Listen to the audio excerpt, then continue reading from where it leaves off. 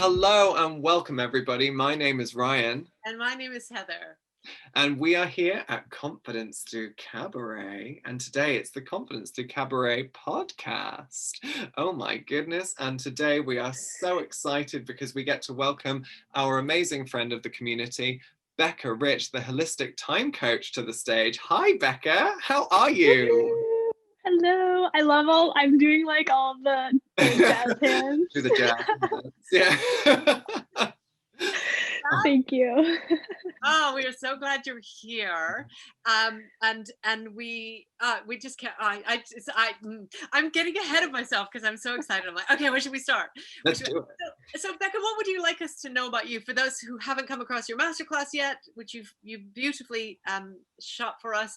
But what would you like listeners to know? Yeah. What would I love you to know about me? Well, I love to question everything, including time, which is why I'm here. I grew up with the traditional conditioning of work hard, work hard, work hard, and don't rest, don't rest. And so I think that it's been my journey of discovering what it's like to put my worth in my work and my achievements and success, and had whole burnout moment due to that at 18 years old. And now 8 years later, I have rediscovered who I am, and I spend my time in alignment with who I am at my core. And I think that that is um you know I've unlearned who I thought I was, and I've relearned who I actually am. And through that, now I'm able to help people spend their time in the same fashion, and unlearn and relearn. Amazing, amazing. And you start off with, yeah, I mean your kind of whole premise is around, questioning time and how we use time. Where do people start with that on their journey with you? Yeah. So I think that the journey can start in two different ways. Like I talked about in the master class, with your values and figuring out like who are you at your core, not who you are when you're busy, not who you are when you're working, like who you actually are. And that in itself is a discovery, like takes our whole lifetime. And I don't even know, to be honest, if we ever actually can like sit down and like write an essay on like who we are. But and that's why I love time, is because technically time is this measure of change. It's this thing that evolves and morphs and lives and breathes on its own. And so as we evolve, as we get to know ourselves in each moment, like each millisecond, we have a choice to spend our time in alignment with who we believe we are in that moment. So it changes, it morphs, it grows, it breathes together. And so when we try and control time with all these time management masculine techniques and tricks and apps and hacks, we forget who we are, and we put our worth in our work. And so it's a journey. That's a long-winded answer, but that is one of the first things that I do with my clients is discover who you are. Wow. So you said we can start in two ways. The first is through aligning ourselves with our values. Two. So number two is, I don't even know what I was going to say at this point, because I just went down a rabbit hole. What was I going to say? Discover who you are, and let's just say that. Yeah. Yeah. I mean, there's lots of ways into that, isn't there? Yeah. Probably more than two ways into who are you. I think it's even worth, even before we get into our values, or maybe after we've done the values work, is sitting in silence and just saying, who am I? And just hearing that silence and just learning to hear that voice again. That's a work in progress for me every day. Same. Yeah. Because I am one of those people who defines themselves by their work. Yeah. So what do you think of the 9 to 5 Monday to Friday work day? That isn't anymore anyway, because some people are doing 9 till 9. But what's your view on the trading time for money? Oh man. Yeah. Also, I just want to go back for a second, because I just remembered the second thing. The second thing that you can do to just like start is Oh man, I just lost it again. You're gonna have to edit this out. Why is this thing eluding me so much? That's It interesting. like keeps like playing with me. It's That's so time. weird. That's What the so hell cool is going though. I don't on? want to edit that out because you know what? It's like this isn't the right point to say that. It's Yeah, like You know, the creative big magic thing that just like dangles in front exactly. of you, and then it's like, no, just kidding. Yeah. yeah, Exactly. yeah. I love that actually because Yeah. that means you need to sit with that for a little bit longer. So Yeah. let's, whenever that comes back to you, if it does, Yeah. then throw it in. 40-hour work week. 40 hour work week. What's your view on the 40-hour work week versus? I guess you've read the 4-hour work week. Oh man, I honestly I've only read half of it until I was like so fed up with it. Sorry if that is like Oh a no, that's me too. I got it's halfway like through and went, okay. pay like the whole premise of it is like pay people as little as possible and outsource that like it's just like super exploitative, and so Yeah. I'm just not a huge fan of that concept. But I am a fan of outsourcing and delegating properly and paying people properly for their time. But yeah, I think the 40-hour work week and 9 to 5s, if you're working more than 40 hours a week, whether it's a corporate or your own business, like if again, if that's what you value, if that's truly who you are, that there's a time and place for that, right? There's validation there. I'm not going to tell you you're wrong, but then there's also like who are you, um, and if you don't want to work that much, like I think that there is a possibility to make enough money to feel like secure and safe and survive and pay the things that you need to pay without working 40 hours a week. And there's a whole history of why wage labor was set up, and that's a super oppressive history in and of itself. And so I think that the 40-hour work week was, in my opinion, something that was created to control us, to control humans, as simple as that. Obviously, based on your identity and social like hierarchy and where you stand and your privileges, it's different. um, it affects people differently, Mm. but on it collectively it impacts us. The concept of a 40-hour work week or trading time for money, it impacts the collective equally in terms of it's oppressive. Yeah. Yeah, and it keeps us in line, doesn't it? Because it, Yeah. it keeps us busy and it keeps us, more than half our waking hours in and around getting ready for, getting to, from work, etc. We talk about that quite a lot in Competence Cabaret, and I think that's a key thing of just kind of like not giving us too much time to get into any mischief, and it's highly suspect of how that was designed. Yeah. So Um, suspect. And I think that, the more tired you are, and this is like directly impacting my family, right? So like my mom is in the medical field, and she was working more than 40 hours a week of work throughout my whole childhood, and she wasn't around. And same with my dad. He had his own business. He had the opportunity of not working that much, but he chose to. Whether it was unconscious or not, he chose to. yeah, And so yeah, it's like I see my parents even today working, working, working, and never having time to rest, never knowing that they can rest because they get those like creepy crawly things in their skin that like freaks them out when they sit down and do nothing. And yeah, it just like keeps us, yeah, from that training. Like I was talking about in the master class, you have to train yourself to rest. And so yeah. And the concept of hustling and the concept of working harder, when you're tired, you're not imaginative, you're not creative, you're not thinking of things to disrupt and to question and to um, imagine and dream of the liberation that we all deserve. And so it's like, yeah, not just mischief and fun and play, but it's also like keeping us from imagining and creating the world that we all deserve. yeah, And you like one of the things I really enjoy about the kind of the model you propose is that you put compassion, and I know we talked about this a little bit earlier, but you put compassion right at the forefront of this whole planning. And you know, the 40-hour work week definitely does not include compassion in that thing.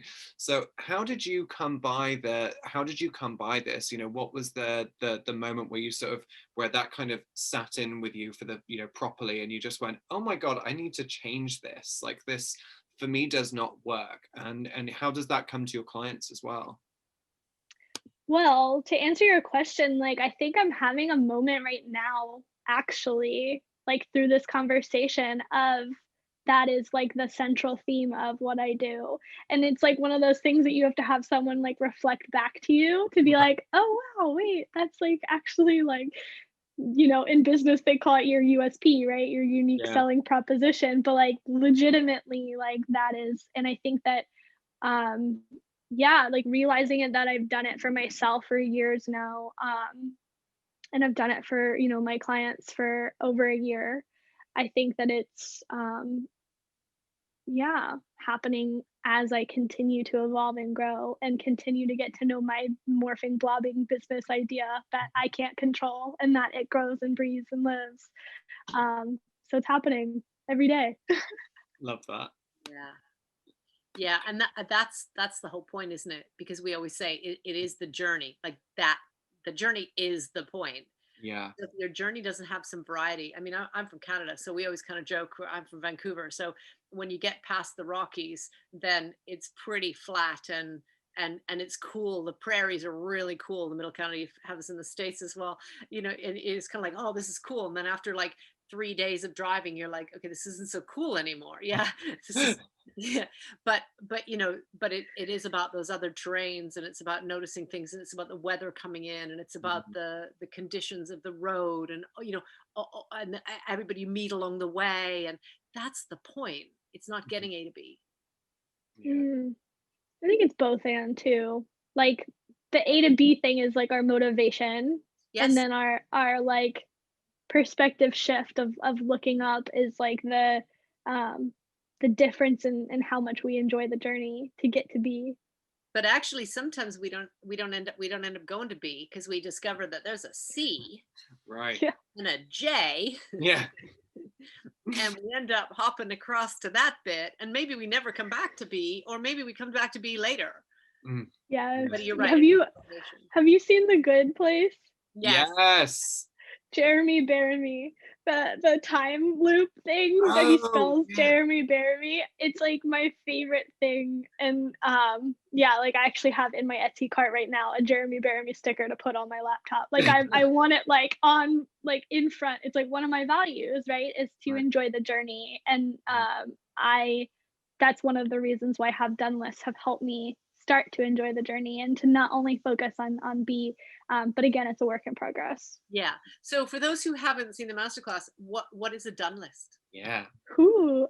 So a have done list is the opposite of a to-do list. So actually, you know, I use my digital calendar for my to-do list, if you will. I don't have a to-do list. I have events and I have actual tasks in my calendar. That's just how I do that. So my paper planner, I love astrology and I'm into astrology, so that I have an astrology. Wow, I cannot speak. Astrological planner, a paper planner. And within that, I write down the things that I have done that day. And so, and you can, you know, it can be anything from what was on your to-do list, but it can also be that you took a shower, especially right now during pandemic time. Like you need to celebrate your basic self-care, your basic human needs. And that is usually phoning a friend, talking to someone, you know, sleeping, showering, eating, like whatever, all of our basic needs. But then it's also like mental health, right? Like how did you take care of yourself mentally and physically? And then you can also add your to-do list if that is what you want. But that's how I use my paper planner, is just by writing out the things that I have done that day. Mm.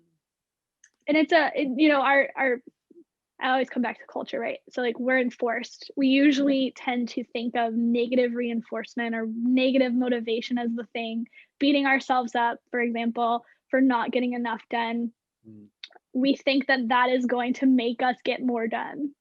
Yeah. Legitimately the opposite of like how motivation actually works. So Yeah. like when you study motivation, right, the more positive motivation, the more positive reinforcement you get, you do more. It's a snowball effect. The more that you write down on your have done list, you'll be more motivated to write more down. Some days it's like, oh, I only watched 5 hours of Netflix yesterday. Tomorrow I'm doing 10. No, I'm just kidding. But like the positive reinforcement, a lot of people are scared that it's going to like make them lazier or procrastinate more. There's like a fear around switching how you motivate yourself. Yeah. And so if you're in that boat, I would definitely just start exploring with writing down what you have done. Like explore, see what happens. Like it's an experiment and have fun with it, and like just see how that switches how you motivate yourself. Yeah. Yeah. And I guess it would also highlight where you, because I've done lots of time logs, certainly for work, in terms of when am I least productive or more productive, when I have more energy, and usually that's direct correlation with caffeine. But it's I've done that with work before and sort of said, so I need to tackle these things at this point because I'm more energized, or I've spent this much time on this, and how could I be more efficient on it. And so and all efficiency isn't really the point, but I think if you were to look at your whole day and then sort of say I spent 5 hours on Netflix, and rather than view it as a waste, you could view it as that was time for me to re-energize. That's a whole different way of looking at that. Yeah. Because I see downtime. I see when I have it's not very often, it's more common in COVID. But I mean, if I said to you my whole life, I literally never took time off. And when I did, it was for my family, which is why I set up my business 25 years ago, because that allowed me to choose the times I worked. But I never had downtime. And what I've done is I've now created a whole family of children who are also A-type personalities, who also fit more into their day, because I modeled that. But I think, if I was to have looked at it and said, this isn't a waste of time to do these things for me, either because it's modeling for my family or it's because it's aligned with my values, that would have been a better message for me. And for your family too, right? Like Yeah. we just learn what our parents teach us. So yeah, totally. Like that's why I love what I do, is because when I work with moms specifically, I'm not like a specific coach for moms. I'm not a mom. But when I do, I have like this special like feeling of, oh my God, I helped this mom, put her work aside literally to spend time with her kids. Like that is like one of my favorite wins and things to celebrate with my mom clients. It's a beautiful win. It is beautiful. Yeah. It's funny because even in COVID, so we're in the UK, we're still in lockdown right now as we record this, and probably as we watch this. Yeah. But I still one of my grown-up sons is here with me working from home, and then in the evenings he does gaming, and I think, what a waste of time. I have no idea what else he would be doing, because he is connecting with his friends all over the world. He's doing something he enjoys doing. He's learning all kinds of bizarre things that I don't even relate to. I'm not sure what he's learning, but he is, and he's connected. And actually, if he was doing something like, cleaning and doing things I would like him to do, that's not serving him at all. It's not making him feel connected. It's actually going to affect his mental health and therefore his productivity in his actual work day. Yeah. So it's hard to get out of that headspace of, but that's a waste of time doing all of that. Even, and we judge that. And then as society, then we put pressures on, oh, you should be working more, you should be productive all the time, produce, which is the masculine energy in me is pretty high. But also because I don't like to play too much with the feminine energy and feeling, because that's harder. Right. And scarier. Like I've been playing around with my therapist of like, when she's a somatic therapist, so I sit there and just feel things for an hour, more, hour and a half-ish. So like I'm sitting there just feeling, and it's hard. My brain's thinking of things I need to do in my business, and like all these things, and it's like a defense mechanism complete defense mechanism against feeling and going inwards. And so yeah, like I'm right there with you. And like I said, like it was my desire to not do that anymore. And so I think that um I've just taken the steps that I needed to not be so Isn't it interesting how much we numb ourselves, and and that includes with things like gaming or Mhm. Netflix but it's not only with the drugs of choice, but it's also with the things that we do that are for numbing. Yeah, and work. I mean, work is 1,000,000% my numbing mechanism, my numbing of choice, like 1,000,000%. right. Interesting.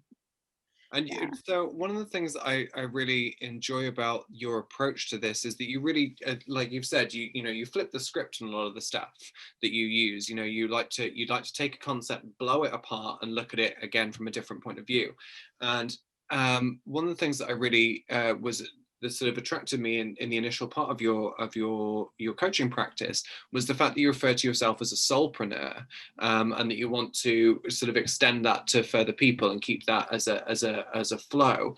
What does soulpreneur for you mean? I love certainly at Confidence Through Cabaret, one of the things that we love is taking apart terminology so that everybody has access to it. And like, what would you say is a soulpreneur? Because we've heard all the things about, we've got to have a hustle and then a side hustle, and you're going to do this, and you're going to be an entrepreneur, and you're going to do this. What is a soulpreneur to you? Yeah. Well, I think, when you get to know yourself at your core, you have it's your soul. Like you are enough. There's nothing more to do. There's nothing to fix. There's nothing to work on. So I mean, I would say a soulpreneur is someone who is in touch with their soul and runs their business in alignment with their soul. And it's funny, like this conversation is so like energetic. I don't think it is soul. I put soulpreneur. It's solarpreneurs, like as in people that run their businesses by themselves, like, Right. or they have a small team, or whatever. And so yeah, it's interesting that you heard soulpreneur, and it's like so like I don't know, just getting signs So from universe. Oh, I love It's that. but I would say, soulpreneurs are someone who know their souls, like Right. literally, or just in tune with their souls, or know that there is, time to relearn, to reconnect, to Mm. um, come back to what your soul is. And usually for me that's nature. Yeah. Usually for me that's doing my tarot, that's journaling, that's doing all the things that connect me with my soul. And so when you have a business that is based on those techniques, Yeah. that's you're connected. Ah, I love thinking of you as an engineer yeah. Yeah. who does tarot and Reiki and yoga, and I mean that is just fabulous, Yeah. because just the balance, isn't it? Is Mm. that connecting with the back of our head, and that sensation, and also for you very much using the logic and organized I also It's funny that because the card that you read for us earlier was very much so talking about like the two energies and the mixture and the connection between both of them. Like it's 100%. Um, it's funny that I keep saying I don't like the word balance because it's very much so like Libra, and that Oh, my third house, which is the house of communications, is Libra. So it's really interesting that like I have this like balance of how I like to communicate. I like to see both sides and be like, nope, let's do something else. yeah. yeah. Yeah, that is interesting. And we were talking about yin and yang, and fire and water, and Yeah. that's very cool. And And it's kind of funny that you're not funny, but I don't know, like I think there's a humor in the whole, universe and energy anyway. Yeah. And I think, we we to find that perfect balance of the engineer in you, because you were obviously attracted to that way of thinking, Yeah. right? Or had an aptitude and a motivation for it. And then to balance that with something really quite different and less structured and less I'm going to say true, as in like facts that you Right. can apply, like Tangible. yeah. Yeah. It's a beautiful balance. Mm. Thanks. And also, to bring back to what you were talking about earlier of like, you time log and you figure out where you're more efficient and like all of that. Like I literally teach the same thing, right? But I put compassion at the beginning, at Right. like the center of it. So like when you schedule your tasks at a time that you are most creative, Mm. it's not about efficiency, even though that's the byproduct. Yeah. It's about being compassionate with yourself. Like legitimately, it's placing things in your schedule where it's best for you Yeah. and not as compassionate. So it in the byproduct, of course, is productivity and efficiency. And um, it's perception. It's Yeah. perception, how you see that activity. Mm. And actually having that space and giving yourself that space allows you to be more creative. So it's not just efficiency and productivity, it's also about creativity and flow. Mm. And that's that balance again. Yeah. I love that we started with balance at I the know. very I know. before we even started recording. We talked about balance. So I have 3 questions for you. I'm excited. Mm, Yeah. okay. Jazz hands. It's going to be a disappointment now. Okay, Never. so Becca, you are about to go on stage. I know, and you're going to perform. What one prop would you like to have with you? I think like a big feather. Ooh. I love like doing like, yeah, Yeah. clearly with my hands. I'm like, Ah, I love that. and I love like tickling. Like I love like very gentle touch. Right. Oh, that's a good one. A feather is always a good classic cabaret staple. I love a good feather routine. Yeah. We have staples at Confidence Through Cabaret. Oh, in cabaret there are many a There are staple. many I love staples. that. Absolutely. I love the feather though, and your reason. Yeah. Yeah.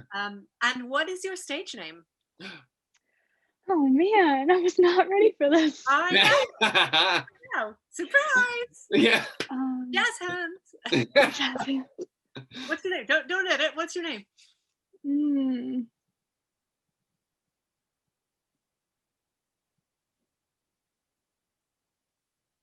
This is like the part that my brain is not good at. You don't have to stick with it forever. I keep changing my name. Yeah. I know.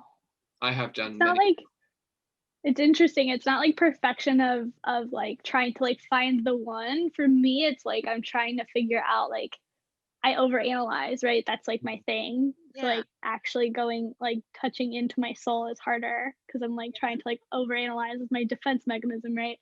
I would say, huh? What are the options then if you don't have one? Ooh. Can I ask you guys to make me one? Oh. Your eyes. Flipping the script on us again. Well, I have actually named quite a lot of people. Usually I give them quite mean names because it amuses me that they will be called that when they're called on stage. I always come up with very oddly meta names. Yeah. Yeah. Yeah. Okay. Ooh. Okay. I'll ponder that one. Let me ask you my third question. Okay. My third question is, what is your one favorite, not necessarily the best or the biggest, but what is your favorite lesson that you've learned in life? There's nothing to fix. I like that. Yeah. And I'm learning it. I'm learning it currently. That's probably why it's my favorite. I'm just Nice. I like that.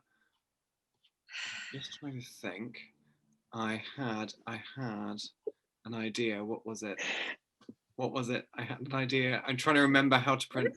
All of our throat chakras were all like, it's I'm there. like, That's it. I was trying to. So I would do. If I was going to name you, I think I would put a pun on. I would put a play or a spin on the Greek term chronos, meaning time.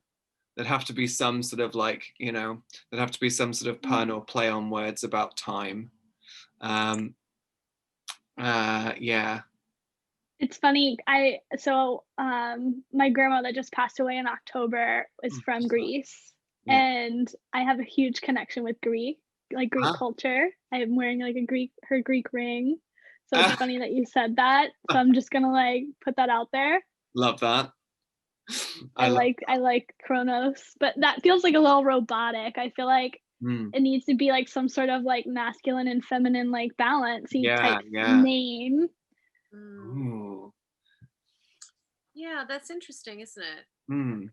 I mean, I want I like names where it honors kind of the essence of who we are. Yeah. So, for example, I used to use Helen back because people call me Helen. A lot of people call me Helen. It's just it's a byproduct of not listening properly. And so when I chose my online and then therefore my dance world, I just used Helen. And I was Helen back because I was having a really awful stage of my life. And then during lockdown, I decided that I didn't, although those things have happened and I've come back from them, I didn't want my persona to be about, all of that stuff that I've come back from. And Ryan and I used to walk in a cemetery a lot. Beautiful cemetery we used to be opposite my house. Beautiful rural cemetery. It was gorgeous. Yeah. And somehow I became also Helen. And I love it because it has a lot. So I've kept the Helen, but it has a lot of tones of voice to it. So sometimes I can be also Helen. Right. And then sometimes I can just be like, I'm also Helen. And sometimes I can be, yeah, I'm also Helen. So there's lots of tones of voice. And then Ryan likes the idea of introducing me to stage as the amazing, the wonderful, also Helen.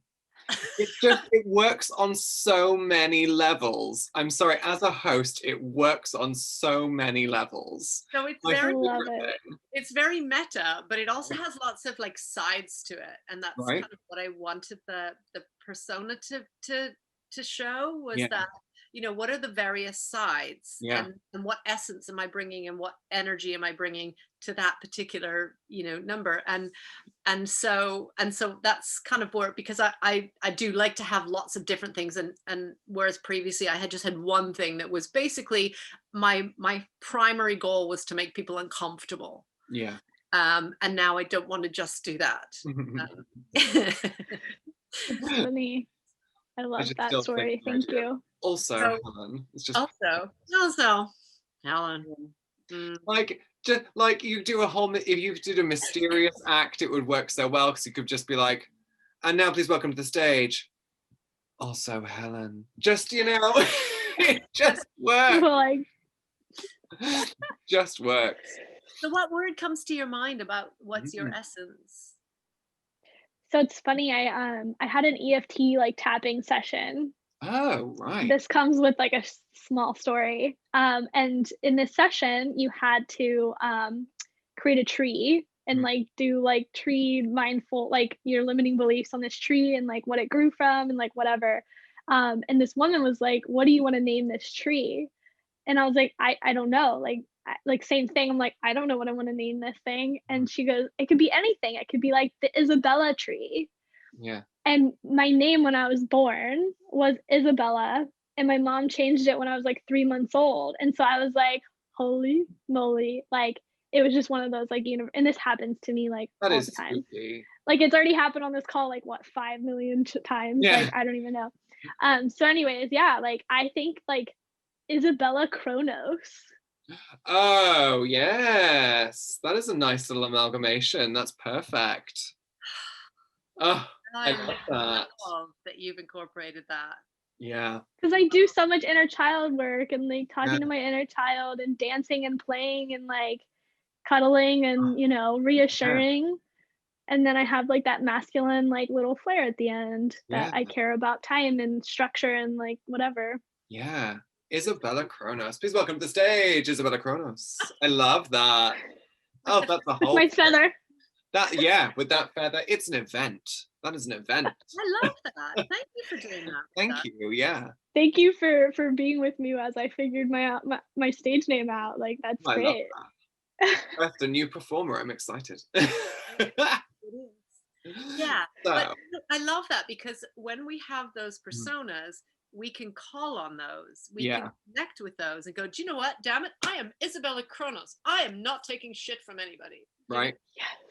Exactly. Yeah. Yep. So I have one final question for you, which is, where can we find you?